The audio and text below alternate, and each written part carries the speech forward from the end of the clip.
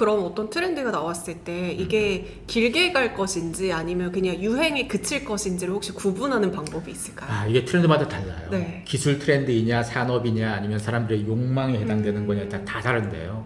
욕망이 지속되려면 조건 중에 하나가 누구나 쉽게 하면 안 돼요. 욕망은.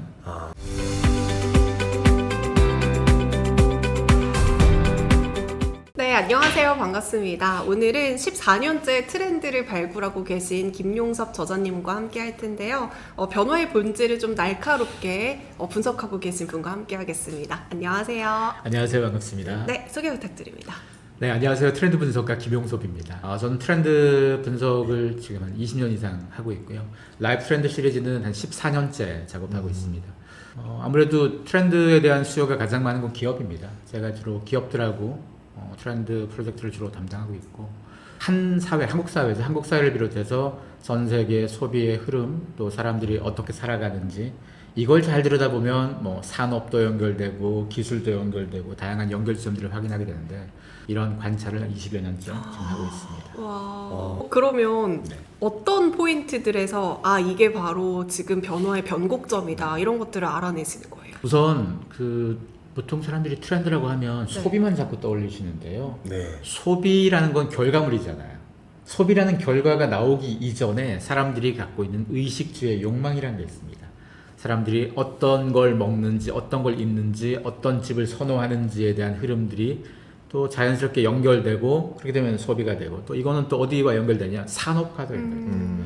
산업은 개인이 정하지 않죠. 산업은 오히려 큰 기업들이나 기술들이 정하게 되죠. 그러면 큰 기업들이 요즘 무슨 일을 벌이는지, 기술은 어떤 기술을 개발한다고 오늘 바로 개발되는 게 아니죠.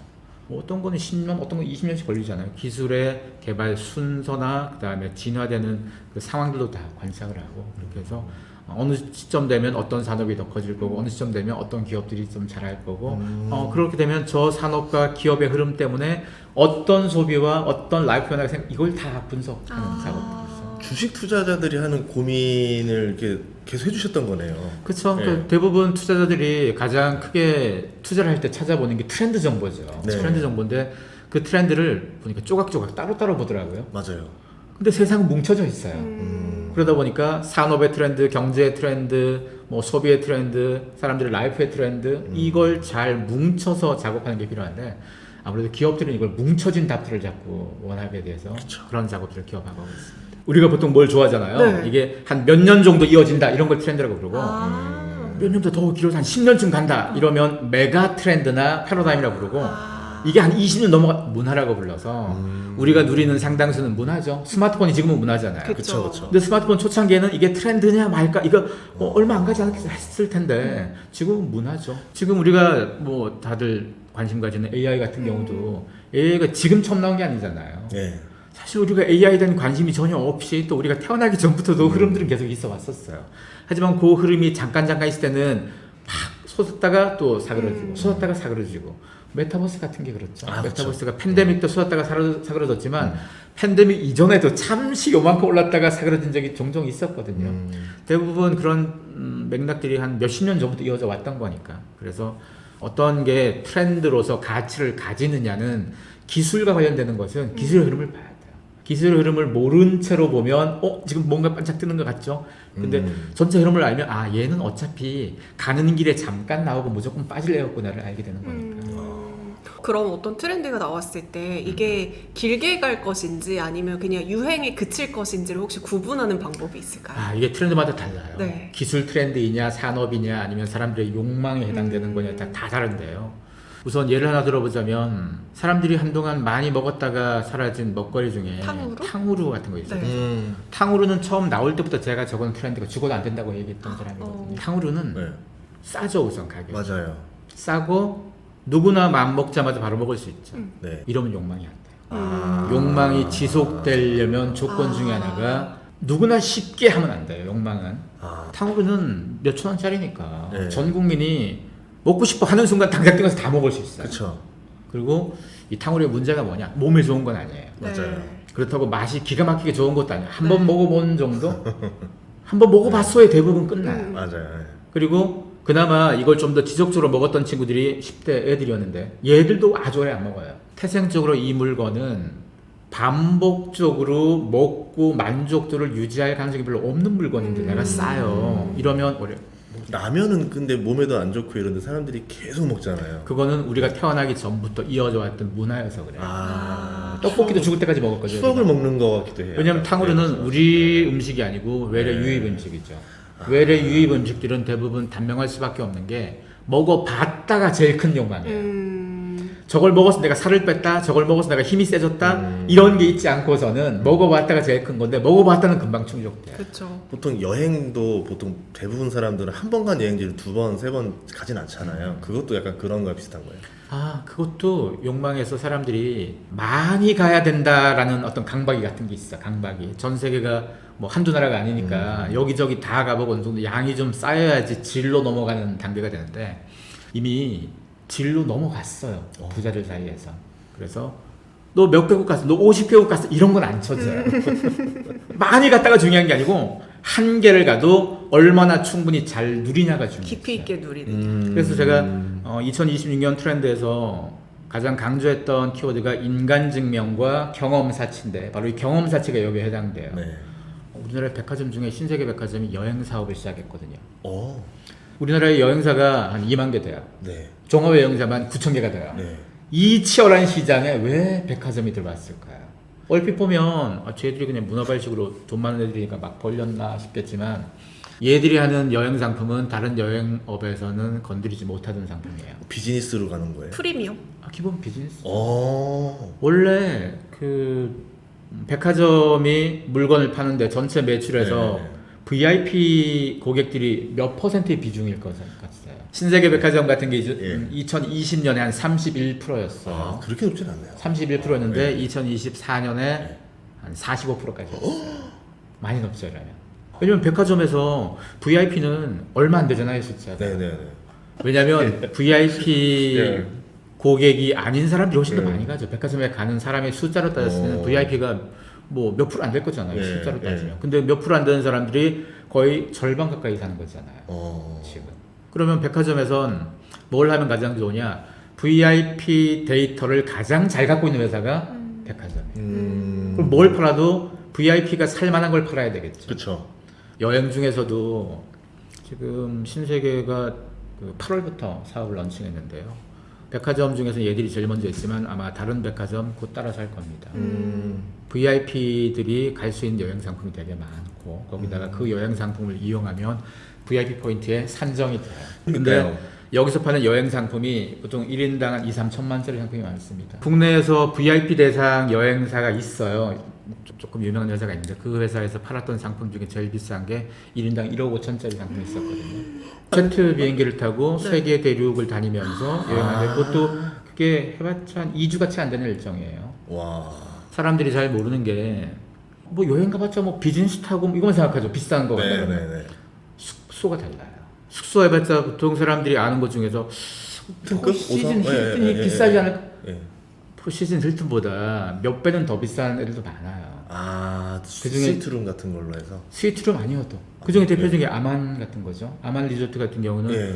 보통 한 싼 데가 한 100만 원대 한 초중반부터 시작해서 보통 중국에 있는 건 좀 비싸고 제니가 갔다고 해서 유명해진 아만길이 그 미국 유타에 있는 그게 보통 한 300에서 한 500 사이 정도가 할 거예요. 하루에. 하루에. 시간당 20만 원씩 나가는 거죠. 그리고 그게 거기서 제일 비싼 방은 아니에요.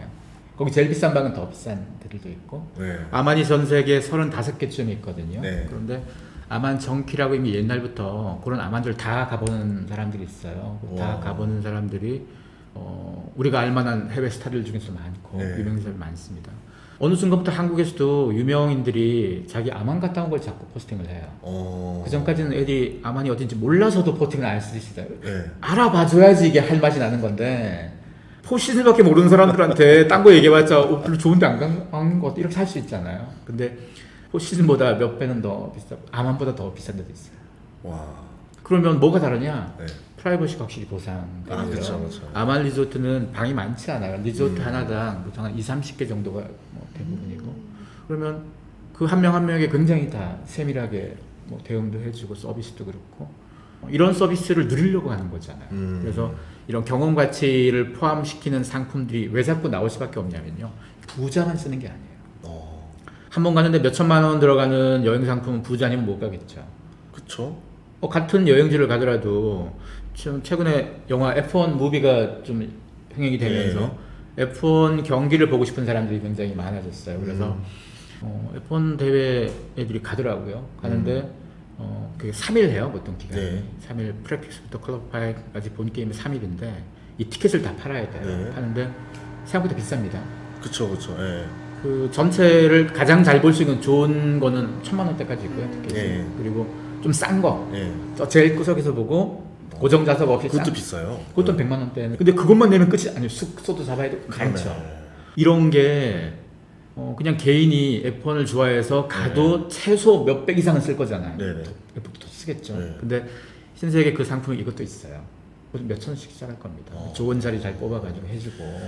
그러니까 애초에 많은 고객이 필요한 것도 아니고 부자 소수 고객만 딱 있으면 할 수 있는 여행이기 때문에 프리미엄으로 팔려도 수익성이 나오겠네요. 그렇죠. 그리고 이런 상품이 다른 보편적 사람들에게 욕망이 되는 거예요. 그 전까지는 몰랐으니까 저런데 그냥 가는 거 비싼 호텔도 몰랐으니까 안 갔다면 모르고 못 갔다면 아예 비싸겠잖아요. 욕망은 알아야 시작돼요. 그러면 보통 옛날 사람들은 적은 돈으로 많이 가면 이걸 좋은 거라고 생각했잖아요. 네. 적은 돈으로 많이 간다? 누릴 수 있는 경험이 사실은 되게 취약할 수밖에 없어요. 그냥 겨우 먹고 그리고 갈 수 있는데도 입장료 싼 데만 가고 거기 현지에 가서도 만약에 그 현지에 뭐 되게 유명한 오페라 극장이 있으면 오페라를 봐줘야 되는데 극장만 보고 나오고 맞아요. 네. 그리고 네. 그렇게 되면 경험치가 다른 겁니다. 과거의 여행은 사진으로 증명했잖아요. 네. 이젠 사진으로 증명하지 않아요. 사진은 속이기가 쉽죠. 합성도 가능하고 사진으로 증명하는 게 아니고 그 경험을 내가 말할 수 있어야 돼요. 충분히. 그 백화점이 이런 사업을 벌린다는 건 좀 더 넓히겠다는 거예요. 왜냐면 백화점의 VIP는 그래도 좀 전체 초 VIP 중에서는 좀 넓은 범주니까 그 극소수의 사람들은 과거부터 하던 거였는데 이걸 백화점이 나서고 여러 백화점이 동시에 나서고 이러면 점점점 벌어지고 거기다가 일반 여행 업계에서도 조금 좀 뛰어들어서 저만큼은 아니고 조금 비슷하게 따라가고 하면 넓어지겠죠. 욕망은 원래 제일 비싼 게 알려지기 시작해야지 넓어져요. 그런 차원에서 경험 자체는 앞으로 굉장히 중요한 비즈니스의 욕망이 될 수밖에 없어요. 근데 방금 말씀해주신 이런 경험들은 부자들에서 한정된 경험이잖아요. 그럼 앞으로 이런 경험 가치가 딥하게 들어갈수록 경험에 대한 빈부격차도 커질 수밖에 없는 건가요? 당연하죠. 근데 부자들은 네. 경험도 충분히 누리고 네. 물건 소유도 충분히 누리죠. 돈이 많으니까. 그러면 그렇지 않은 사람들이라면 선택을 해야 되겠죠. 물건 소비는 줄여야 되겠죠. 그게 뭔가 하면 우리나라는 웬만한 서민의 집에 가도 명품백은 다 있어요. 그렇잖아요. 누구나 명품백 가지고 있고 누구나 수입차를 가져요.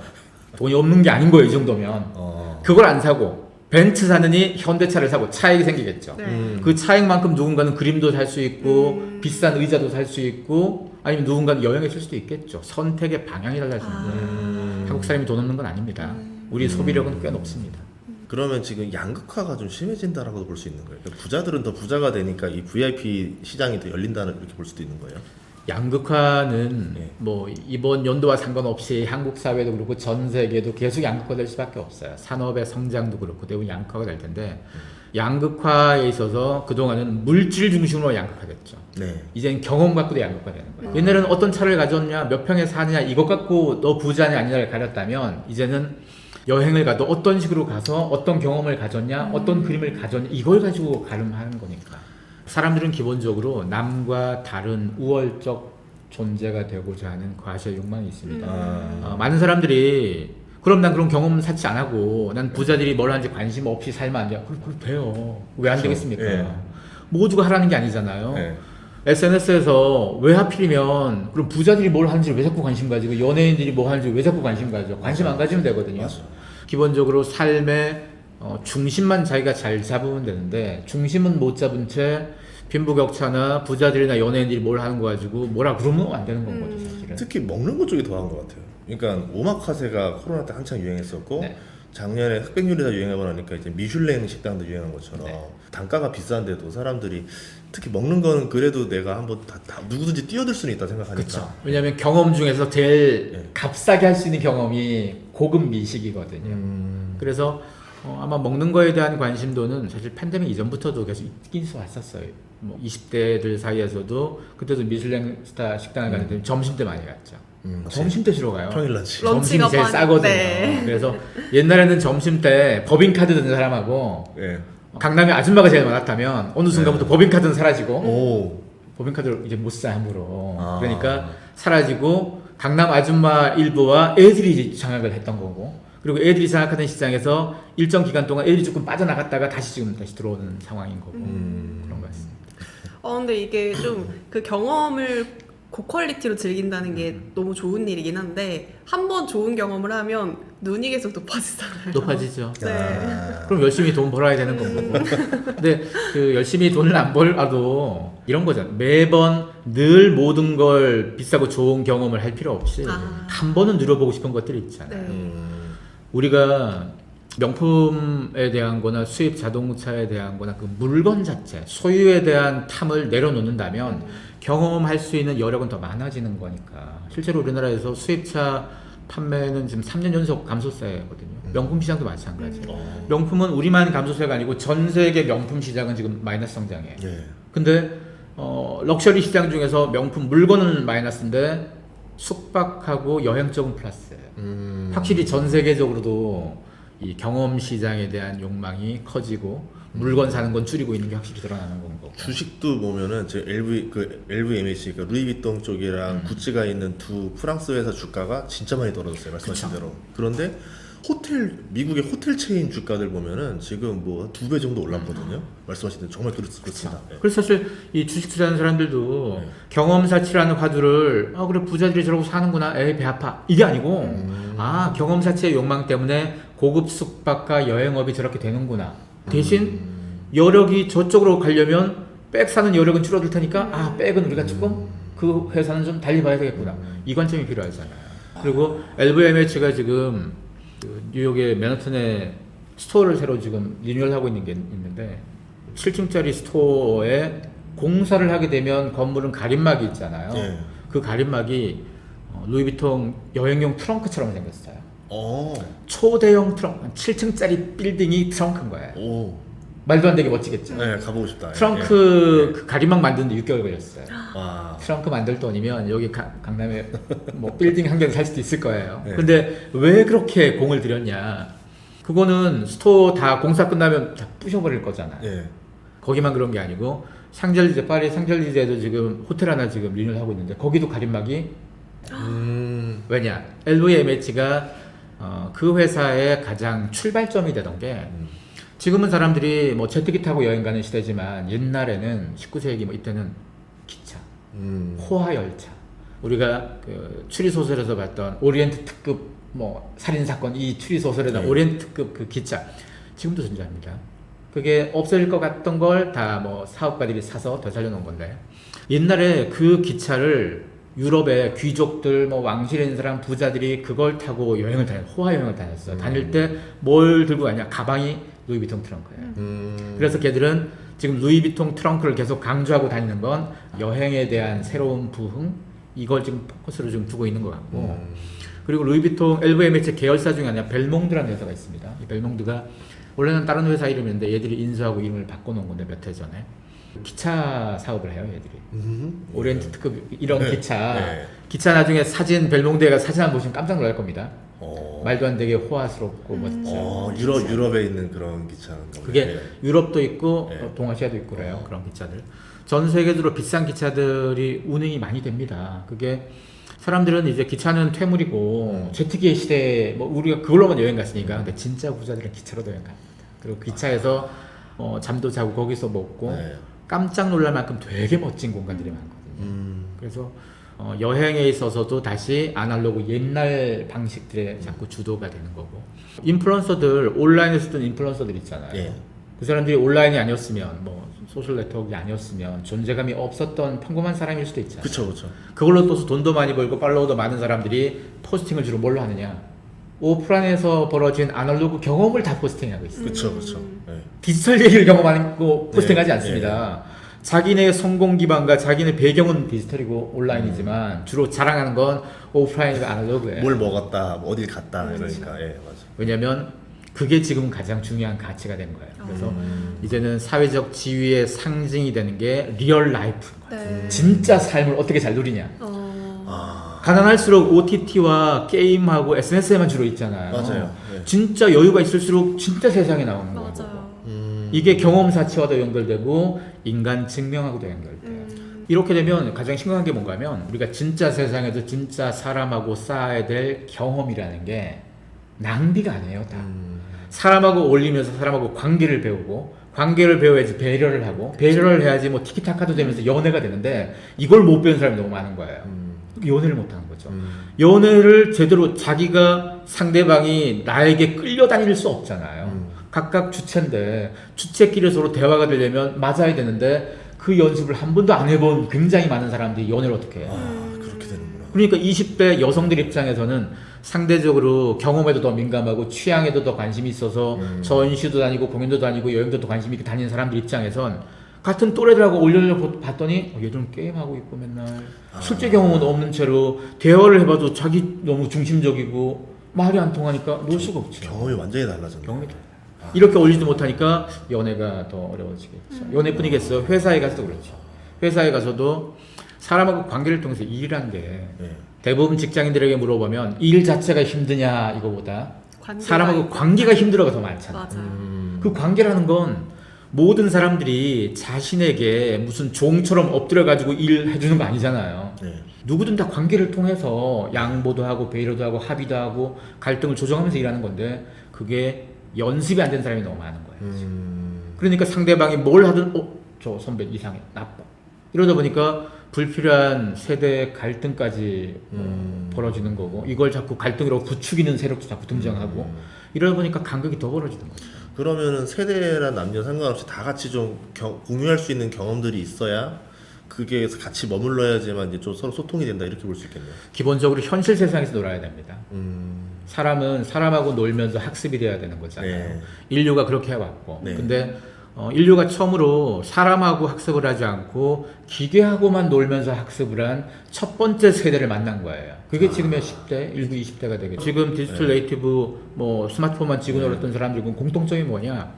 사람이 아닌 존재와 대화도 하고 어울리고 왜냐면 대부분의 그 챗GPT를 비롯한 대부분의 AI 챗봇은 여러분의 비위를 되게 잘 맞춰줘요. 그렇게 설계되어 있거든요. 예. 동조하게끔 예. 설계되어 있어요. 진짜 사람은 안 그렇잖아요. 그쵸. 진짜 사람은 상대방이 이상한 소리 하면 그거 잘못됐어. 바로 잡아주거나 그 과정에서 갈등도 겪고 조율도 되면서 아 내가 이거 잘못 알았구나. 이걸 하면서 사람이 뭔가 상대와 신뢰도 생기고 하는 건데 이게 생겼던 채 뭘 해도 잘했어 하면 대화에 대한 연습이 제대로 안 돼서 이런 사람들은 진짜 사람하고 대화가 더 안 될 그쵸. 거고 조직 생활 하기도 더 어려워질 거고 그 엄밀히 따지면 세대 갈등 지금 현 시점에서의 세대 갈등이라는 것은 세대가 달라서라는 것보다도 소통하는 방식이 달라서 사람하고 소통을 많이 해본 사람과 사람하고 소통을 잘 안 해본 사람과 이 갈등이 사실은 제일 크다고 봐요. 이 문제를 좁히기는 어려울 거고 그리고 예. 기업들이 그 AI 혁신을 통해서 가장 많이 도모하는 것은 일자리에 대한 변화잖아요. 10명이 일하던 조직에서 가령 5명만 일해도 10명씩 몫을 한다? 그런데 10명을 유지할 필요가 없잖아요. 요즘 고용을 할 때도 가장 중요하게 여기는 것은 기존에 있던 구성원들이 과연 이걸 자동화시키거나 AI를 활용해서 대체가 가능하냐? 대체가 안 돼? 그럼 이 사람 뽑자. 대체가 되면 굳이 사람 뽑을 필요가 없는 거잖아요. 그렇죠. 신입 채용은 점점 줄어들 수밖에 없고 채용을 하더라도 경험이 있고 경력이 있는 사람 위주로 뽑아야 되겠죠. 와서 교육시켜가면서 1년 후에 일 시킬 사람이 필요한 게 아니고 당장 오늘 투입할 사람이 필요하잖아요. 그래서 AI 혁신으로 가장 손해보는 사람은 40대, 50대가 회사에서 밀려나는 것도 크죠. 네. 그것도 근데 아마 20대 신입의 기회가 줄어드는 것도 굉장히 클 겁니다. 클 겁니다. 예. 그러면 신입을 뽑는 이 추세가 줄어들게 된다면 굳이 대학교를 나와야 되는 건가요? 그렇죠. 그 고민도 생길 수밖에 없죠. 왜냐하면 이미 몇 해 전부터 이건 이미 요즘 나온 고민이 아니고요. 한참 전부터 나왔던 고민인데 미국에서 성공한 빅테크를 끌고 가는 사람들은 대부분 중퇴하거나 대학을 갔어도 뭐 하다마다 나오는 애들이 굉장히 많다 네. 이거죠. 거기다가 미국에선 뭐 피터 틸 같은 사람들은 좋은 대학 다니다가 중퇴한 사람들에게 장학금 주는 프로그램도 있어요. 이 시간 아까운데 왜 여기서 허비를 하냐? 창업해라 빨리. 내가 돈 지원해줘. 이런 프로그램도 있고 한데 지금 비즈니스가 훨씬 더 중요해진 시대, 하루하루가 뭐 바쁘게 바뀌는 세상에선 대부분의 대학 교육은 과거를 배우는 거잖아요. 과거도 아주 오래된 과거를 배우는 학문도 있고 하다 보니까 지금 이게 꼭 급할까? 급하지 않다. 대학은 과거의 세상에선 대학이 왜 중요했냐면 채용의 시대였어요. 과거에는 좋은 대학 나와야 취직이 잘 됐어요. 근데 더 이상 취직의 시대가 아닙니다. 창업의 시대인 건 거지. 미국은 이미 창업의 시대를 한 20년 전부터 본격적으로 맞이했고 한국에서도 지금 10대들 중에서 미래에 대한 계획을 세우면 창업을 고민하는 사람이 훨씬 많습니다. 더 이상 좋은 대학 나와서 그 간판으로 좋은 데 취직하는 이 공식은 무너졌어요. 근데 여전히 나이든 엄마 아빠들은 그 공식만 믿고 애들을 자꾸 좋은 대학 보내야 된다고 입시 타령을 하는데 이렇게 나도 갈 데가 없잖아요. 더 흥미로운 건 지금 현재 한국에서 나이가 좀 있는 사람들은 공고, 상고 이렇게 불렀죠. 이걸 지금은 뭐 직업계교, 기술계교 이렇게 부르는데 공고, 상고 옛날에는 인문계고 떨어지면 공고, 상고 갔죠. 그쵸. 요즘 반대예요. 오. 공고, 상고 떨어지면 인문계 가요. 왜냐면 경쟁률이 바뀌었거든요. 뭐 마이스터고 이런 거 취업도 잘 되고 이런 데들 있는 그렇죠. 거? 기본적으로 예, 10대들 예. 관점에서 엄마 아빠가 살던 세상과 달라졌고 야. 기술직을 갖고 있으면 괜찮을 것 같다. 그냥 대학 가봤자 뭐 자기가 그렇다고 뭐 서울대 가서 의대 갈 것도 아니고 대학 가봤자 엄마 말 듣는 거 별로 아닌 것 같고 그러면 기술을 배워두면 내가 일자리가 생기지 않을까 하는 생각이 많아져서인지 전국에서 대부분 상고 공고 경쟁률은 지금 다 오버됐고 네. 인문계군 대부분 미달이 많고 이게 바뀌었어요. 거기다가 AI 대부라고 할 수 있는 제프리 힌튼 같은 사람은 뭐 이런 사람 만나면 꼭 물어보고 싶은 질문들 중에 하나가 미래 유망 직종은 뭐 꼭 이름 물어봐요 엄마들이. 이분이 여러 군데에서 똑같은 답을 했어요. 미래 유망 직종 배관공 시켜라. 배관공이요? 당신의 아이가 배관공이 되면 좋겠다. 배관공으로 특정 짓는 건 아니어도 배관공, 뭐 전기 기술자 공통점이 뭐냐? 손으로 하는 예. 기술직이에요. 아직 AI나 뭐 로봇들이 사람의 손재주는 못 따라가요. 네. 사람의 손재주를 따라가려면 아주 오래 걸립니다. 거기다가 미래가 되어도 우리는 집에 살 거고 배관은 꼭 문제가 생길 수 있고 집을 짓건 집을 사는 동안 고치건 배관은 늘 필요해야 합니다. 전기기술자도 마찬가지죠. 예. 흥미로운 건 미국에서 그 전기기술자 20대 전기기술자인데 인스타 팔로워가 100만 넘는 친구도 있어요. 전기기술자인데 와, 뭘 올리냐? 네. 자기 전기 작업한 거 올린 거예요 그냥. 네. 뭐 이상한 거 올린 것도 아닙니다. 전기기술자 팔로워가 10만 20만 셀 수 없이 많습니다. 그건 나이가 좀 있는 사람들한테나 블루칼라는 안 좋아 뭐 그래도 양복 입고 이래 이건 너무 올드한 옛날 사람의 얘기고요. 이미 우리와 달리 뭐 미국이건 유럽이건 블루칼라에 대한 태도가 많이 바뀌어서 블루칼라도 충분히 자기 일자리 가지고 거기다가 블루칼라가 좋은 게 뭔가 하면 사무직은 왜 아침에 출근하고 저녁에 퇴근하는 시간에 못 박혀 있습니까? 그렇죠. 예. 월급을 주니까 있는 동안 일을 빨리 끝내도 붙잡혀 있어야 되는 거죠. 예. 근데 기술직은 안 그렇죠. 내가 그 역할만 오늘 다 하면 1시간 만에 다 끝내는 그냥 가는 거예요 집에.